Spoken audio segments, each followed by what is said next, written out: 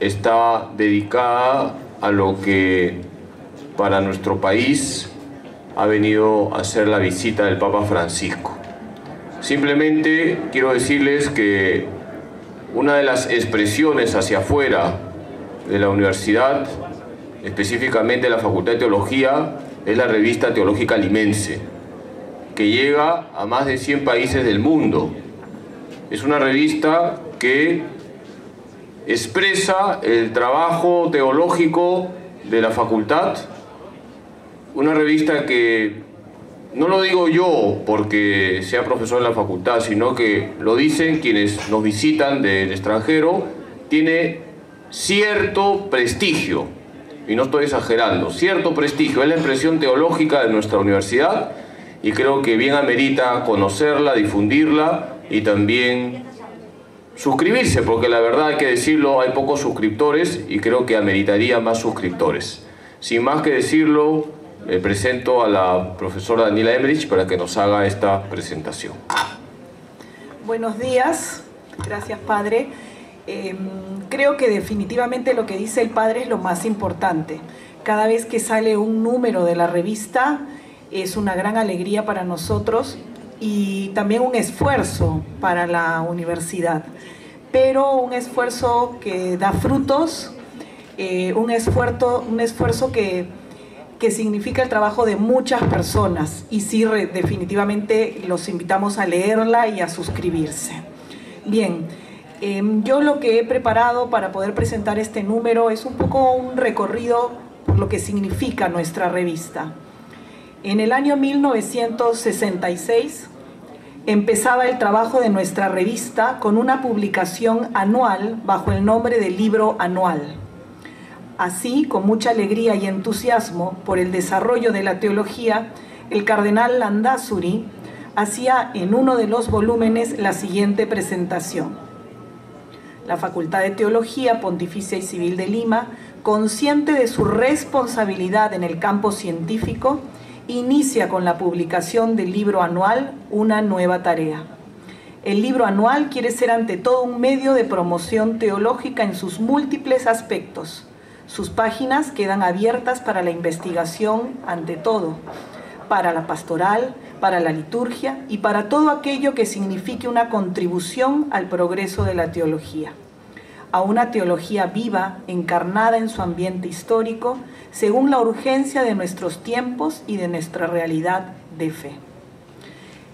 Como vemos, el objetivo de este libro anual, como se llamaba la revista, era proveer a los teólogos y a la reflexión del claustro docente un vehículo normal de difusión para sus aportes teológicos. En ese mismo discurso, el cardenal decía que muchas veces los trabajos que se realizaban aquí en el Perú no se daban a conocer fuera, no llegaban a conocerse. Y muchas veces las mismas ideas que nosotros estábamos desarrollando aquí se desarrollaban en otros lados, y como sí tenían vehículos de difusión, pues nosotros quedábamos un poco atrás. Entonces la idea era tener un vehículo de difusión. Y después dice, muy bonito, conscientes desde el comienzo de que ningún artículo, especialmente en temas latinoamericanos, será la última palabra en la materia tratada, sea una palabra más en un diálogo abierto y sincero que sobrepase inclusive las fronteras de nuestro continente americano. Siempre con humildad y con sencillez empezó el proyecto de nuestra revista, pero sí buscando desde el principio el diálogo en teología y el diálogo en la sociedad. La presentación del cardenal terminaba con una frase que ya imaginaba nuestros 50 años. Así queremos empezar y así esperamos continuar. Y así hemos continuado a lo largo de este tiempo. En el año 1972 la publicación cambió de nombre, del libro anual empezó a llamarse Revista Teológica. En las primeras páginas del volumen del año 72 se advierte a los lectores y se les dice: la publicación de la facultad, denominada hasta 1971 Libro Anual, continuará publicándose con el nombre de Revista Teológica, a partir del volumen sexto del año 1972. Y después de un año, 1973, una nueva advertencia anunciaba a los lectores el nuevo cambio de nombre, ya el definitivo. La publicación de la facultad denominada Revista Teológica continuará publicándose bajo el nombre de Revista Teológica Limense, con una frecuencia de 3 ejemplares al año a partir del presente. Como vemos, nuestra revista ha sufrido cambios de nombre, cambios de números de ejemplares, cambios de formato.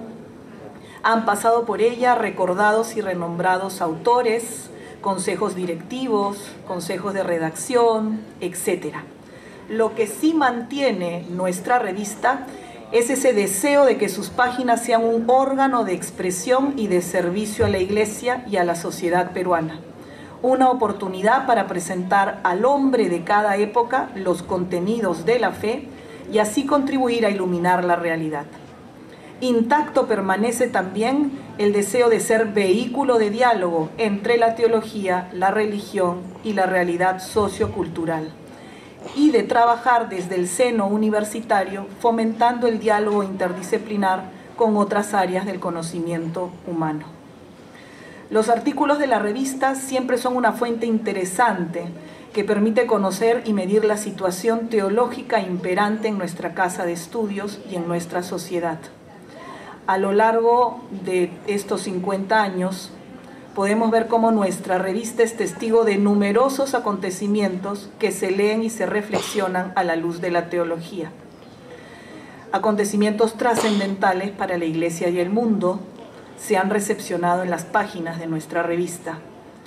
La recepción del Vaticano II, la exhortación apostólica posinodal de Pablo VI, Evangelii Nuntiandi, las 2 visitas de Juan Pablo II al Perú, la aparición y el desarrollo de la teología de la liberación y la Libertatis Nuncios, el magisterio de 5 papas, numerosos sínodos, documentos del magisterio variados y hasta la promulgación del catecismo, conmemoraciones que enriquecen la vida espiritual de nuestra fe y de nuestra nación, como los 500 años de la evangelización de América o los 400 años de la muerte de Santa Rosa de Lima.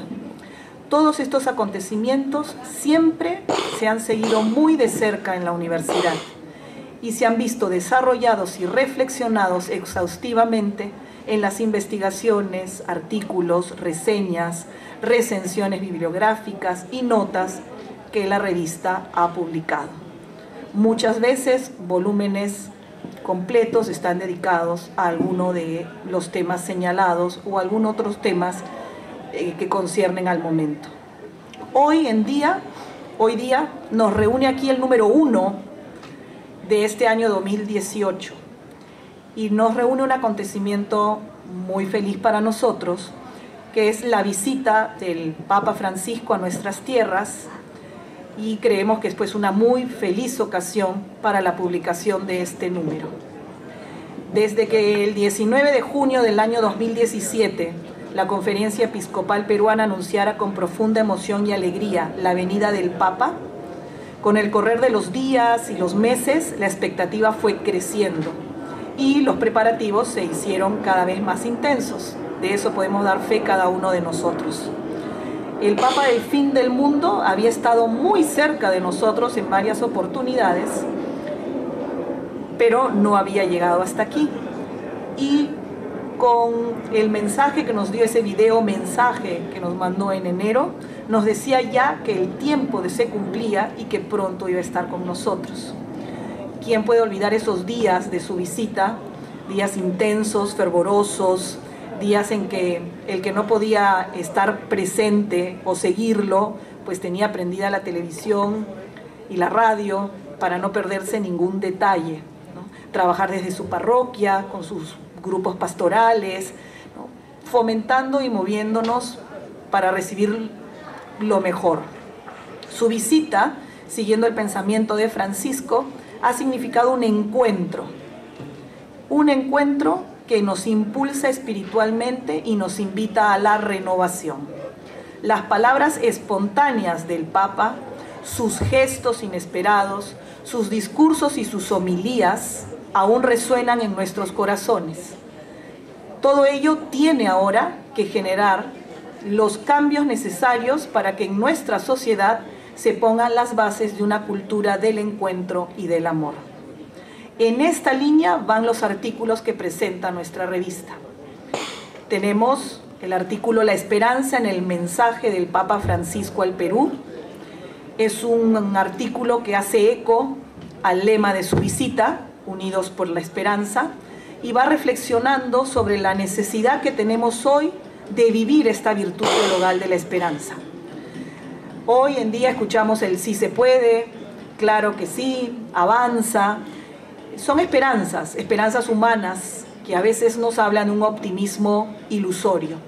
Frente a esto, el Papa nos presenta la esperanza cristiana que confía en el resultado definitivo garantizado por Dios y por ello no cede a la negatividad y la desilusión.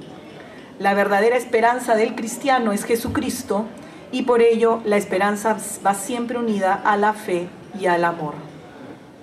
El autor de este artículo señala las diversas situaciones desmotivadoras y desesperanzadoras que afronta el Perú y lo va contrastando con una frase de su santidad, el Papa, que dice: el Perú es una tierra ensantada. Y así lo va enlazando con el tema de la esperanza. Leer en las páginas de este artículo es una invitación como miembros de la Iglesia y ciudadanos de esta tierra a cuidar, fortalecer, potenciar la esperanza. El Papa nos dijo: hermanos peruanos, tienen tantos motivos para esperar, lo vi, lo toqué en estos días. Por favor, cuiden la esperanza, que no se la roben. No hay mejor manera de cuidar la esperanza que permanecer unidos para que todos estos motivos que la sostienen crezcan cada día más, pues la esperanza no defrauda.